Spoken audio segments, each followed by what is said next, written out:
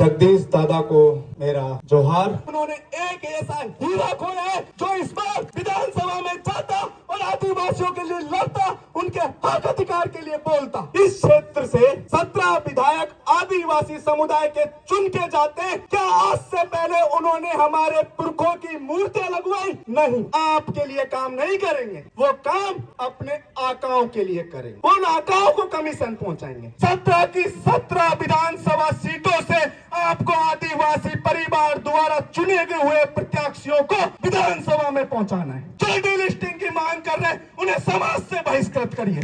सबसे पहले अगर डीलिस्टिंग में कोई बाहर होना चाहिए तो जो आदिवासी हिंदू बन चुके उन आदिवासियों को बाहर करो। हमें मंदिर जाने की बजाय शिक्षा के मंदिर में जाना है, स्कूलों कॉलेजों विश्वविद्यालयों में घुसना है। अगर पूर्वी राजस्थान और दक्षिणी राजस्थान के लोग एक हो गए तो इस राजस्थान की मुख्यमंत्री की कुर्सी पर आदिवासी समुदाय का लोग बैठेंगे। इस कारण वो लोग आपको भड़काते हैं। तो आप लोगों के साथ खड़े, आप लोगों के लिए लड़ाएंगे, आप लोगों के लिए जेल जाएंगे। आपको 17 के 17 विधायक विधानसभा में पहुंचाने और यही जगदीश भाई को सच्ची श्रद्धांजलि होगी। और आप हमसे वादा करिए कि आप 17 के 17 विधायक विधानसभा में पहुंचाएंगे और आदिवासी परिवार की जो विचारधारा है वो पूर्वी राजस्थान में भी जाएगी। और सबसे पहले तो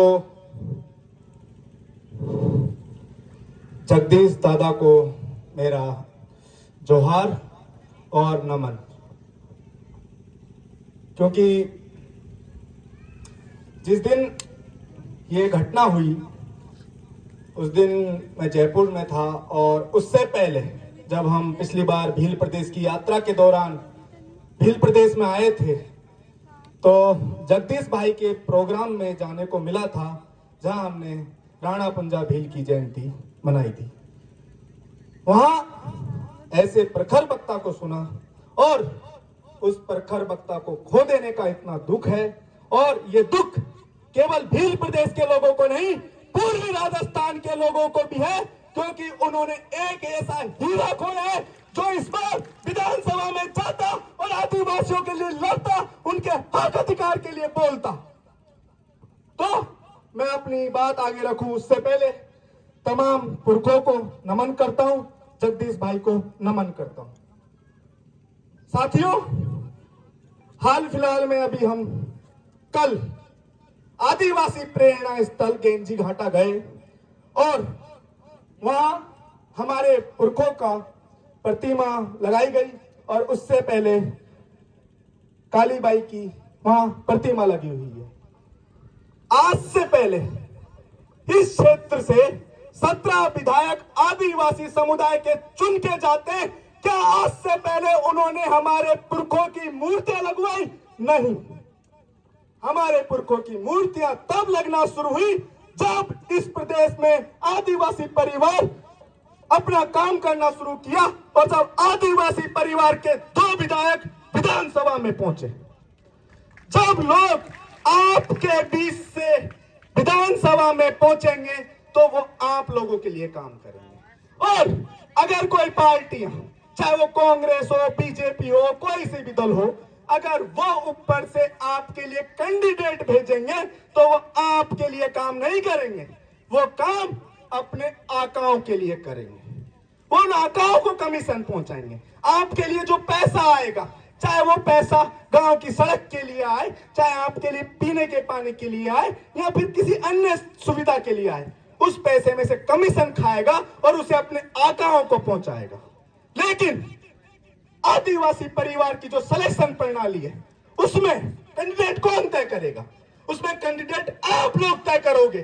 और जब आप लोग तय करोगे तो उस विधायक से आप अपना भाई समझोगे, अपना बेटा समझोगे और तब आप उससे मिलने से नहीं झिझकोगे, अपनी बात रख पाओगे, क्योंकि उसे डर होगा कि मैं इन लोगों की वजह से आया हूं और इन लोगों ने अगर मेरा बॉयकॉट कर दिया तो मैं आगे कभी नहीं बढ़ पाऊंगा, मेरा समाज से बहिष्कृत कर दिया जाएगा मुझे।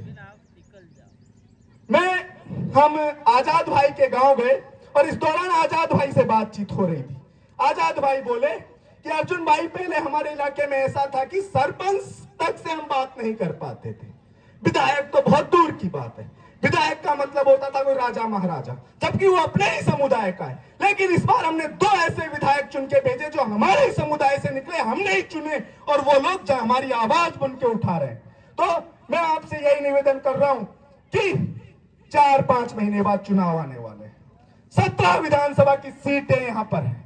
17 की 17 विधानसभा सीटों से आपको आदिवासी परिवार द्वारा चुने गए हुए प्रत्याशियों को विधानसभा में पहुंचाना है। और 2 लोकसभा की भी सीटें हैं, और वो 2 लोकसभा की सीटों के चुनाव 2024 में होंगे। उन 2 सीटों पे भी आदिवासी परिवार के उम्मीदवार लोकसभा में पहुंचने चाहिए। ये मेरा आप लोगों से निवेदन है।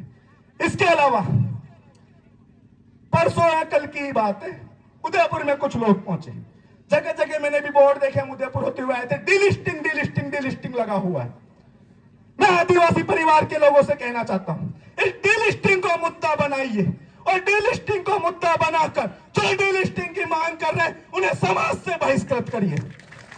उनसे कहिए, अगर तुम्हें इतना ही डिलिस्टिंग करवाने का शौक है तो आजादी से पहले हम आदिवासी समुदाय के लोग, चाहे वो कोई सा भी आदिवासी समुदाय हो, चाहे मीणा हो, भील हो, उर्रा हो, मुंडा हो, कोई भी हो, वो सब लोग आदिवासी थे।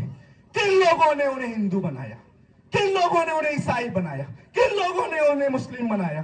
तुम इस देश में धर्म की लड़ाई करवाना चाहते हो? केवल ईसाई और मुस्लिम डिलिस्टिंग के माध्यम से क्यों बाहर निकले? हिंदुओं का नंबर क्यों नहीं आए? सबसे पहले अगर डिलिस्टिंग में कोई बाहर होना चाहिए तो जो आदिवासी हिंदू बन चुके उन आदिवासियों को बाहर करो। सबसे पहले हमें हमारा आदिवासी धर्म कोलम की जो हमारी मांग है, धर्म कोड की जो मांग है, हमें वो दी जाए, क्योंकि आप लोगों ने हमारी पहचान को ही खत्म कर दिया है। आप अनुसूचित जनजाति के माध्यम से क्या कहना चाहते हैं?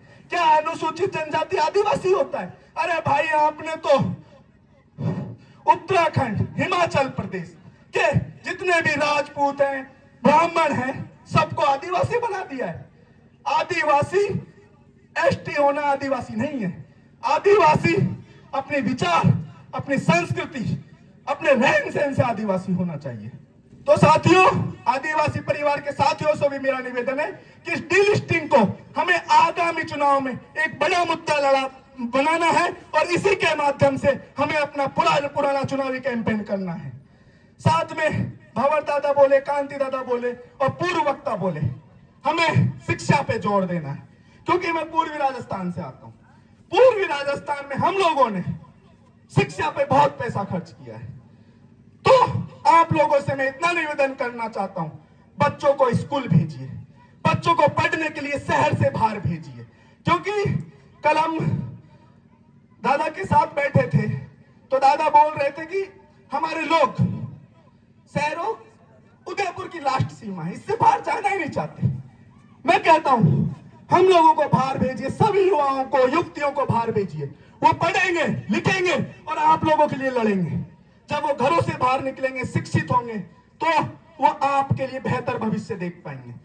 क्योंकि दादा कहते हैं कि जो जीवन मेरे पिता ने जिया, उससे बेहतर मैं होना चाहिए, उससे बेहतर मेरी संतानें होनी चाहिए, उससे बेहतर उनकी संतानें होनी चाहिए। और यही विकास का रास्ता है, यही प्रगति है, और इसी प्रगति पे हमें आगे बढ़ना है। हम ऐसा ना हो कि इन मंदिरों में पहुंच जाए, गुलामी करने लगे। हमें इस गुलामी से बाहर निकलना है साथियों। तो इसलिए हमें मंदिर जाने की बजाय शिक्षा के मंदिर में जाना है, स्कूलों, कॉलेजों, विश्वविद्यालयों में घुसना है और वहां पढ़ना है, और वहां फिर हमें पढ़ाना भी है। आज इस भील प्रदेश में स्कूलें हैं और यहां पर हमारे कई कर्मचारी लगातार काम कर रहे हैं, हमारे सरपंच हैं, हमारे विधायक हैं।